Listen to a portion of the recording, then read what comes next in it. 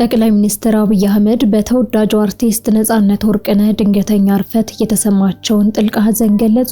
በዛሬው ዕለት የአርቲስት ነጻነት ወርቅነህን ድንገተኛ ህልፈት ተከትሎ ጠቅላይ ሚኒስትሩ ባስተላለፉት የሐዘን መልእክት አርቲስት ነጻነት ወርቅነህ በተለይም በታላቁ የህዳሴ ግድብ ላይ በተዘጋጀው የ2016 አዲስ ዓመት መቀበያ መርሃ ግብር ላይ የነበረውን ጉልህ ተሳትፎ በአድናቆት አስታውሰዋል። ነጻነት ሁላችንም አዲሱን ዓመት በደስታ እንድንቀበል ካደረገው አስተዋጽኦ ባሻገር በብሔራዊ ሁነቶች ላይ የነበረው ሚና ሁሌም ይታወሳል ብለዋል። ነጻነት ወርቅነህ በኪነ ጥበብ ዘርፍ ካበረከተው ሰፊ ስራ በተጨማሪ ለሀገራዊ ጥሪዎች የነበረው ቅርበትና ንቁ ተሳትፎ ለብዙዎች አርአያ መሆኑ ተገልጿል። ጠቅላይ ሚኒስትሩ ለአርቲስቱ ቤተሰቦች፣ ለወዳጆቹና ለአድናቂዎቹ በሙሉ መጽናናትን ተመኝተዋል። ባለፉት 2 ሳምንታት የአልቲማ ሪል ስቴት ብራንድ አምባሳደር በመሆን ስራውን በንቃት ሲያከናውን የነበረው ነጻነት ወርቅነህ ባለትዳርና የ3 ልጆች አባት መሆኑ ይታወሳል። በአዲስ አበባ ኡራኤል አካባቢ በ1975 ዓ.ም ተወልዶ ያደገው ነጻነት ገና የሁለተኛ ደረጃ ተማሪ ያለ የህይወት ጥሪውን ለይቶ በማወቅ ለሚወደው የቲያትርና ጥበብ ራሱን የሰጠና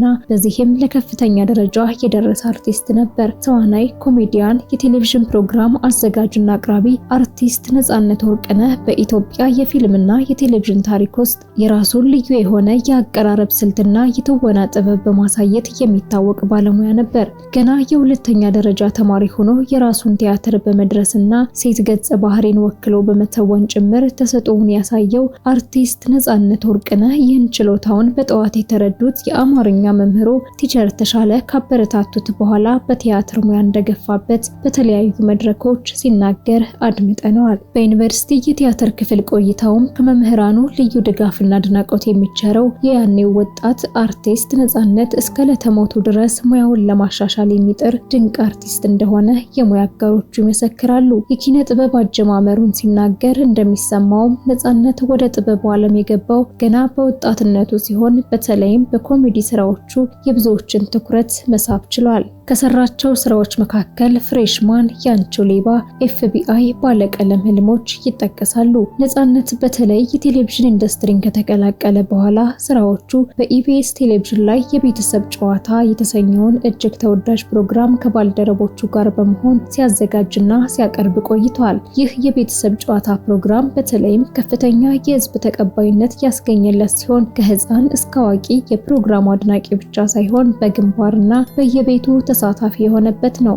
ነጻነት በጥያቄና መልሶቹ አጋጣሚ ድንገት የሚፈጥራቸው ቀልዶች በእጅጉ ሳቅን የሚያጭሩ ናቸው። ይህ ፕሮግራም በኢትዮጵያውያን ዘንድ ከፍተኛ ተቀባይነት እንዲኖረው የእርሱ ጨዋነት የተሞላበት አቀራረብና ቀልዶም ትልቅ ድርሻ ነበረው። ሌላው ቀርቶ በተለየ የንባብ አቀራረብ የሚሰራቸው ማስታወቂያዎች በሌሎች ያልታዩ ልዩ መታወቂያዎቹ ነበሩ።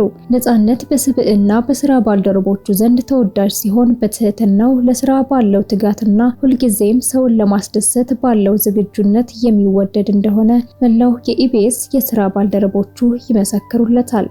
በየዕለቱ ትኩስና አዳዲስ መረጃዎች እንዲደርሷችሁ ቪዲዮውን ላይክ እና ሼር እንዲሁም ሞገድ ቲቪን ሰብስክራይብ በማድረግ ይቀላቀሉን።